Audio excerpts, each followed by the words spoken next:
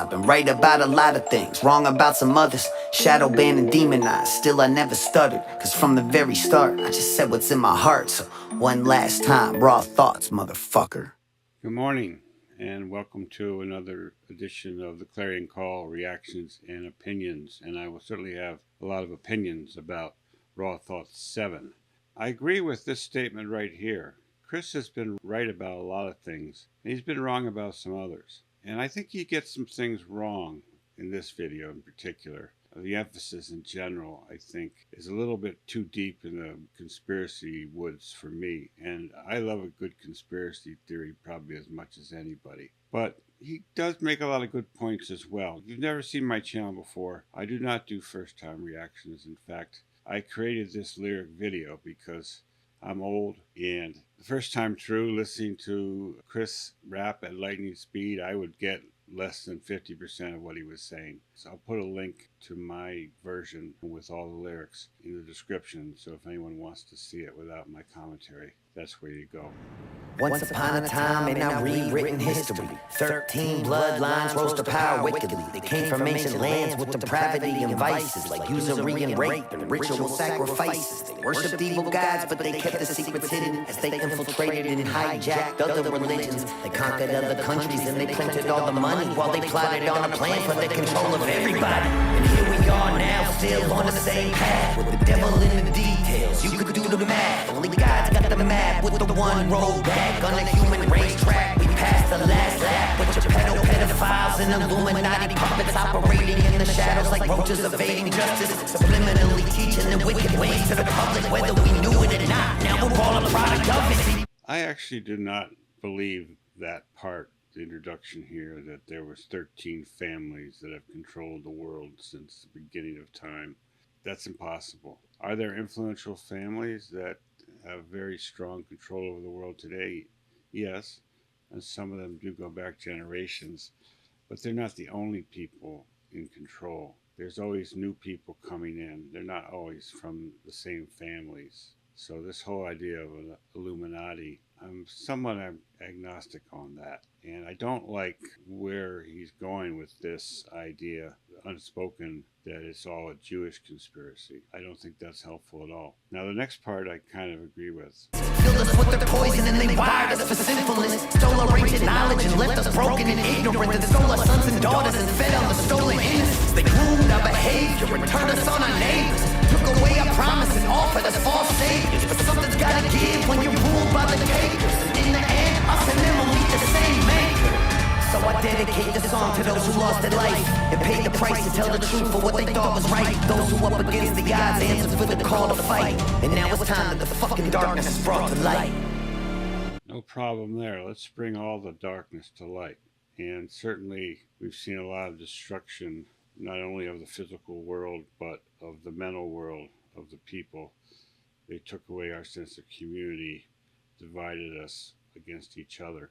All that is true. I just don't necessarily agree that it was a couple families that controlled the world since the beginning of time. The rest of it I agree with.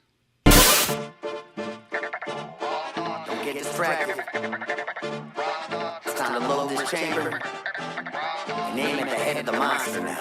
So go and grab a slice of Pizzagate. John Podesta's here to serve you, eat your plate. Tony's pouring fresh adrenochrome you really need to taste. Barack bought the hot dogs for over 60K in just a single day. That's what If you're not following these allegations about Pizzagate and John Podesta, and the reference to Tony there is to his brother Tony Podesta, it's alleged that they were involved in a very sick cult of people who were doing unspeakable things to young children, sexually mutilating them, murdering them, drinking their blood, and also a number of well-known celebrities, Hollywood celebrities and the like, are also accused of participating in these type of activities. I don't know how real that is. Certainly, these aren't the actual emails that have been redacted, but there are emails that talk about bringing grape soda, which might be adrenochrome for all I know, and pizzas, which, according to what a lot of people say, is a code word for young boys that they want to sexually abuse. So there's a lot of smoke there. And I'm not going to say it didn't happen. On the other hand, I don't know how large it would be either. Certainly when you talk about Epstein, he dealt with a lot of different types of people. He was involved in a lot of different activities besides the sexual aspect. He was a big mover and shaker in the world of black budgets, doing things that they didn't want on the public record for the CIA, the Bank of Credit and Commerce, which was a CIA front. He was involved in the Iran arms deal that was a big scandal, Iran-Contra. And then later on, he got into all types of other activities. He was involved in the trans movement. He was involved with Bill Gates in the vaccine development. So it's not all about the sex, and not all the people that met with him were sick, depraved people. So with that caveat, just to put it in perspective, there are allegations about some of these people. And of course, Hillary Clinton's name also comes up a lot. I'm not defending Hillary Clinton by any stretch of the imagination, but I don't know how much proof there is. Her taxes went to pay. Careful though, he'll take you paddleboarding if you tell his secrets. And stay away from his husband, she's meaner than he is. And Bill Gates is over there with a syringe and gloves, cause he likes to vaccinate the kids before he drinks their blood. So stay away from his wife, cause he's meaner than she is. That's beautifully said. With the paddleboard incident up on Nantucket, I believe, where Obama's personal chef somehow drowned in waist-deep water. It was rumored that he was about to do a tell-all book all about the Obamas since he had been their chef in the White House. A lot of people suspect that Michelle Obama is actually a man, a trans woman. The implication, I think, is that it was probably Michelle who actually drowned the chef. If you look at the way she's built, he or she is built, very powerful individual, has the muscles of a linebacker. It would be nothing for her to drown a small, not so muscular chef. And then he goes into Bill and Hillary. And who's that chewing on a penny you'll blame? Oh, that's just Hillary with all that frazzle drip on her hand. That's red-handed. And there's Bill with jizz on his pants. Galena wiped the stains when they're playing from Israel land. So no doubt Bill had jizz on his pants a lot. Everyone knows Bill is a horn dog. It started way back when he was in Arkansas as governor. There was a steady stream of women that he had his way with. Some of them later sued him for rape, sexual abuse, and he settled those cases. But Ghislaine Maxwell is going to come from her plane from Israel. So this is the first time he mentions Israel directly. It is alleged that Ghislaine's father, Robert Maxwell, was a top Mossad agent. He was also a very large publisher. He published scientific journals, a lot of major newspapers and magazines, and died mysteriously. And after he died, his funeral was held in Israel, and practically the whole country turned out to honor him as one of their greatest servants. So pretty clear that her father was Mossad. Ghislaine probably took over his operation, and at that point he had already kind of groomed Jeffrey Epstein to be his successor, although I think Ghislaine was really the brains of the operation. We're being distracted by the sexual stuff and not really understanding the severity of what they were doing to compromise people and affect change in our world. Someone grab the spirit cooker if you looking for the great Abramovich, who is not a witch. Well, maybe. And Gaga don't drink the goo-goo from little babies. That's crazy. She's honestly a really nice lady. And look, it's Kevin Spacey right off the set of a movie. He shot in his basement with a child and George Clooney. Weinstein funded it. Spielberg directed it. And Bono made the music and sang it to kids' benefit. And George H.W. Bush is pulling the car up with every man in his family, even Barbara. Ellen's on the way from Diddy's house with Sean Carter. Cause here at Comet Ping Pong, the club is what you're part of. Sean Carter, if you don't know, is the real name of Jay-Z. And Diddy and Jay-Z and Oprah and Ellen, they're all alleged to be involved in some very weird, perverse practices out in Hollywood, as well as Kevin Spacey. It could be a form of initiation. This has been done. Even fraternities, college campus, they have a rite of passage that you have to go through an initiation ceremony. And they want you to do something that's somewhat embarrassing, because then they've got that hold on you that they know what you did and they could expose you at any time. And it creates a loyalty to the organization, and that works on a much larger scale. Oprah's on the way, but she'll be late. She's stuck in human traffic. We'll just have to film the sacrifice and show it to her after. Go and throw it on a lazy driver. Don't be losing that shit. Where's Anthony Weiner's computer? I thought that Huma had it. what the hell is on Anthony Weiner's computer? We've heard reports that it was so sickening, some of the things on his computer, that grown men, hardened cops in the New York City Police Department, were so sickened by it that they couldn't even watch it. Horrible, horrible thing. All the information we have about that is secondhand. Well, we do know that Huma, after divorcing her husband, Mr. Weiner, recently married Alex Soros, the son of the famous financier, George Soros. It does seem like the Illuminati take care of each other, the rich people that are trying to control the world. Relax, take a nap with that guy in the Biden mask. Even if they catch us, we'll be fine. Just give it time to pass. Jeffrey's got a back. This shit is under control. Cause he reports directly to the people running the show. Well, gee, who could that be? What a mystery.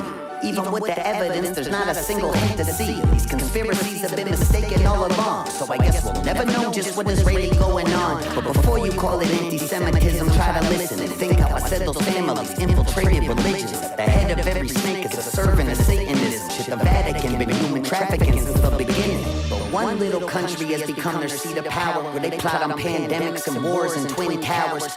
I'm sure everybody recognizes the background music. There is the Jewish song Hava Nagila, which means let us rejoice. There's no doubt that Israel has some involvement in wars in the Mideast because they have to defend themselves. To what degree they were involved in planning the pandemic? Well, we know that Jeffrey Epstein was working with Bill Gates. Now, Bill Gates, as far as I know, is not Jewish. So I don't put the entire pandemic on the Jewish people. I think that's an overstatement. As far as the Twin Towers, I'm a firm believer that the Twin Towers came down as an inside job. There was a group of Israeli people who were noticed filming from the New Jersey side of the river as the towers came down and celebrating. That doesn't mean that they're the ones that brought down the towers, because I firmly believe that it couldn't have been done without some complicity on the part of the American government. I think it would be a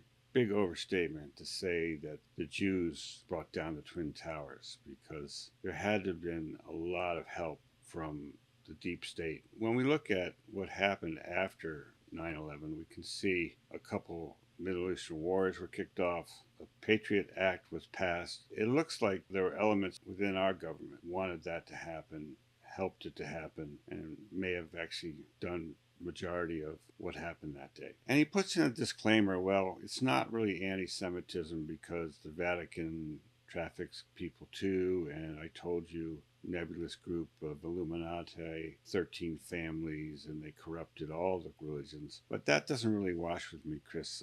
This is too close to anti-Semitism. He's of a younger generation, and it seems like the younger generations have turned against Israel and taken up the Palestinian cause and become anti-Israel and anti-America, really. I don't think they have a historic understanding of how this all came about. The existential threat that Iran especially represents to not only Israel but most of the Western world. In their mind, we shouldn't have any war, and Trump promised not to have wars. Well, I think what Trump meant was he's not going to do the nation-building wars that we saw with George W. Bush in Afghanistan in particular, and also in Iraq, where they spent years and years and billions of dollars trying to make a Western democracy out of an 8th century feudal society. It doesn't work. Iran's a little different. Iran was a modern society up until the revolution in 1979, and then they were kind of taken over by radical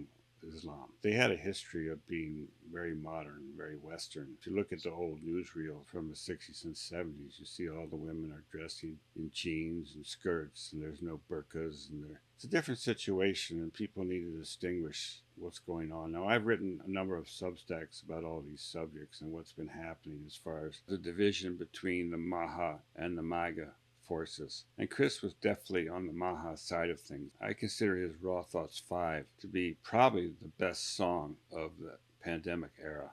I absolutely love that song. I love that video, and it's spot on. I'm sorry I can't say the same about this thing, but we're getting some better parts, so we'll continue. Babylonian Talmudism has been the recipe. They've been sacrificing the fucking children for centuries. They don't give a fuck about us. We're just goy, cattle, subhuman, only here to be destroyed.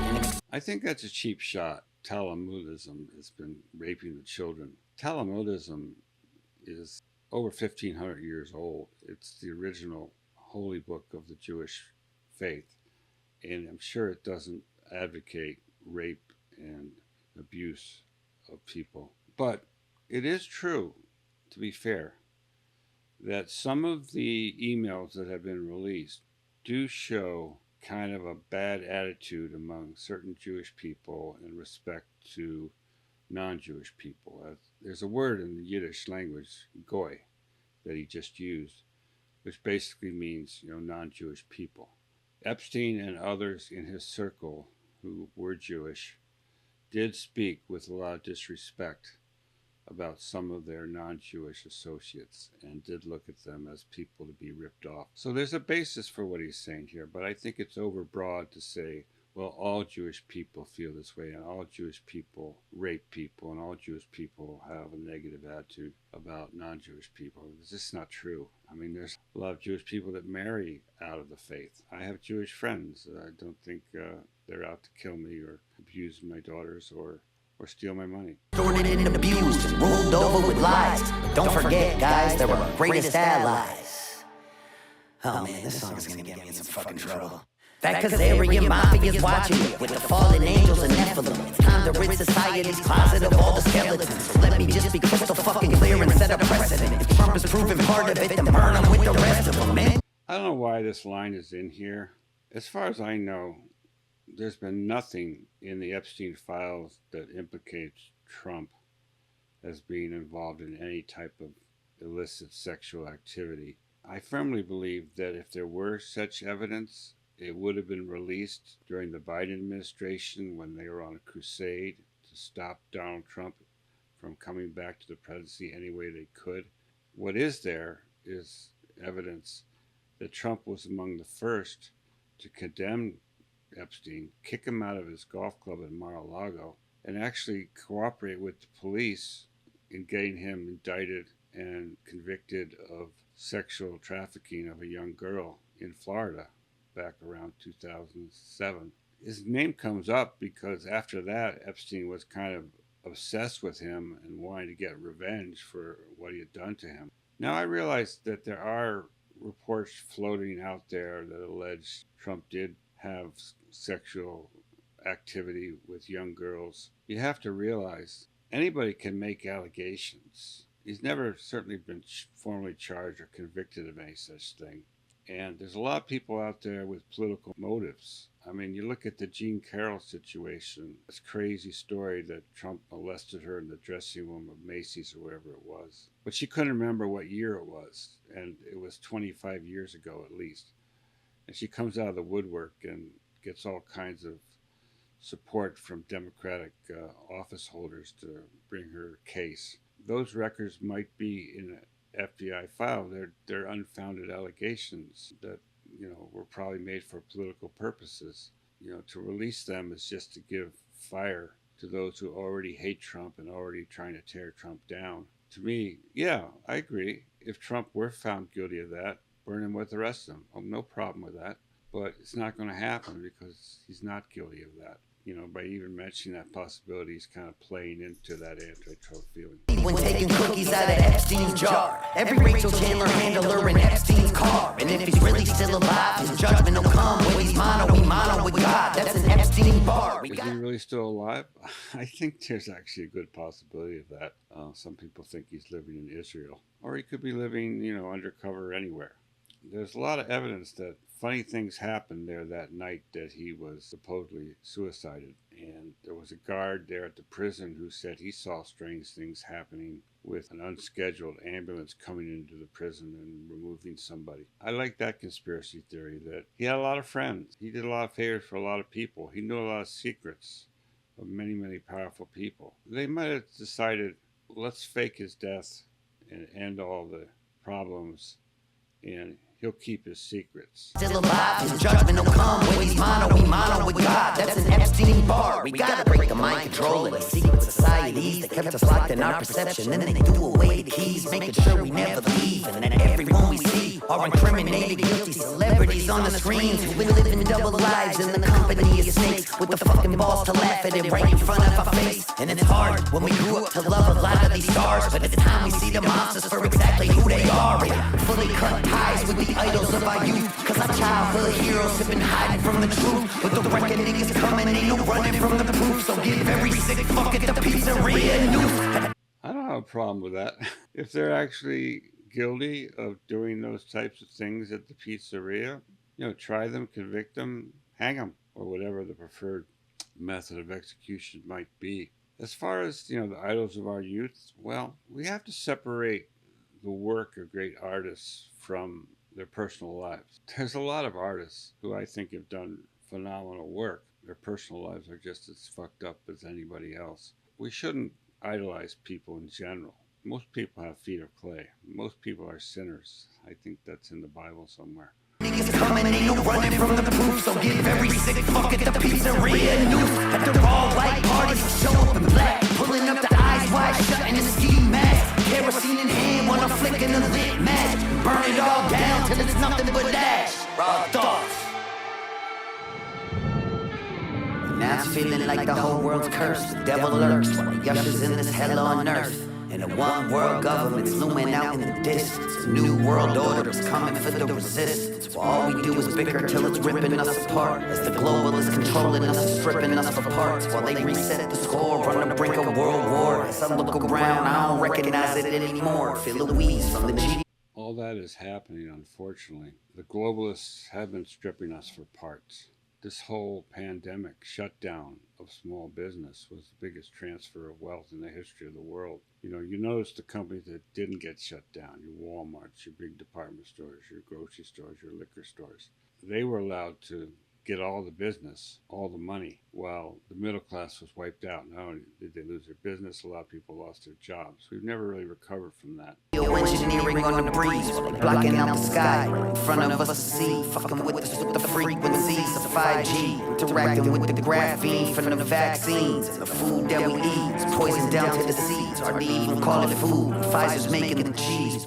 Yeah, that reference, Pfizer's making the cheese, a lot of people don't realize that in the old days, a substance called rennet, which was a natural occurring substance taken from the intestine of cows, was used in the cheese-making process as a catalyst. And then a couple years ago, Pfizer came up with a genetically modified version of rennet. Now, I think last I heard, it's about 90% of the cheese market is being made with this GMO version of rennet. If you've noticed, I think the quality of cheese has changed.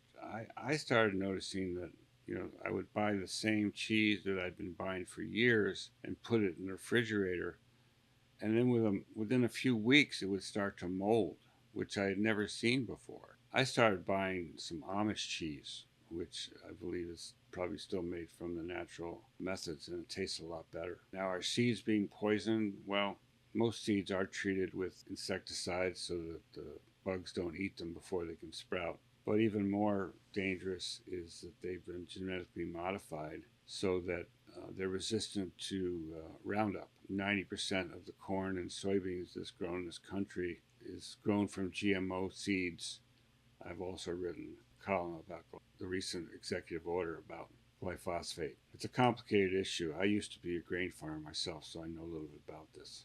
So they found an algorithm that focused us on how we disagree. Boy, ain't that the truth. The algorithm focused us on how we disagree. They've been building us a prison with digital IDs. So this ain't an act of violence, it's an act of defiance. It's a fucking middle finger to these pedophile tyrants. A reminder to the rebels who won't give them their compliance. When the pressure's on, never getting threatened into silence. And still get the feel while the home teams lose. Keep a cool head through the cries and confusion. Keep an open mind through the lies and illusions. And try to be a good human. So one last time, this is the finale. Put it to bed, because after this, there won't be...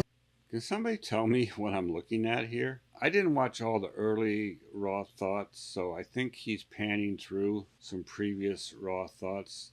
But what is this fungus growing on the walls here? It looks like an alien creature or something, very spooky. Later on, I do recognize some of the images as being, one of them is particularly from Raw Thoughts 5. Nothing left to be said, and I hope that after all of this, at least I made you think. That was always my intention, to share what's in my head. It was never about the vision, I just needed y'all to listen and wake the fuck up from this night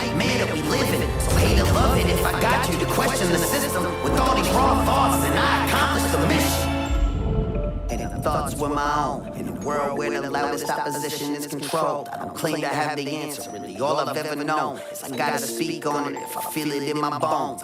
And we're back to the part that I showed at the very beginning. I've been right about a lot of things, wrong about some others. He's right about a lot of things. I think he's a little off on some, so I agree. But he made a good point there. The loudest voice of opposition are controlled. There's a lot of controlled opposition. That's one of their favorite tricks from the deep state. It's called the limited hangout. You admit something that's partially true to avoid people getting at the full truth. There's so much in the nature of psychological warfare going on. Everyone's involved in trying to get their version of the story. You know, we have bots everywhere from every government in the world coming into our social media and taking positions that they want people to believe. So it's very hard to sort out what's true and what's an illusion. I mean, Chris has his view of it. Mine's a little different, but he does get a lot of things right. I'm right about a lot of things, wrong about some others. Shadow banned and demonized, still I never stuttered. Cause from the very start, I just said what's in my heart. So one last time, raw thoughts, motherfucker. So there it is. I have to give my honest view on things, and I love Chris. I've done many reactions to not only his political work, but some of his other stuff. He's one of the best old school OG rappers out there. We can agree to disagree on a few things. Now, when you can agree with 80% of what a person stands for, in today's world, that's pretty good. Because I'm seeing massive divisiveness creeping in to Trump's base. As I say, the MAGA people are fit to be tied. Because a lot of them, came into the coalition because they were supporting RFK Jr. They were Democrats. So they voted for Trump, but they never really accepted the MAGA part of it. And I know Chris said that he voted for Trump. That's really typifies the split that I'm seeing on social media among the MAGA people, who I've been greatly admiring because they're the ones that stood up against all the vaccination tyranny and the COVID tyranny. So I'm great admirers of those people for what they did in that context. But now I don't want to understand that Trump is executing a worldwide strategy that's going to leave our country in a much better position, I believe, vis-a-vis mainly our chief rival, which is China, to a lesser degree, Russia. He's looking at the big picture, and he's rearranging the pieces on the chessboard to put extreme pressure on China so that China cannot be an aggressor against us. And that's very valuable. Eliminating Iran, their threat to peace in the Mideast and beyond, is a good thing. And eliminating or downsizing the threat of China's growing military might is extremely important to our future. With that caveat, I say well done, Chris. And I hope this really isn't the last, because we need your voice. Even if I'm not going to agree with you 100%, we do need raw thoughts going forward.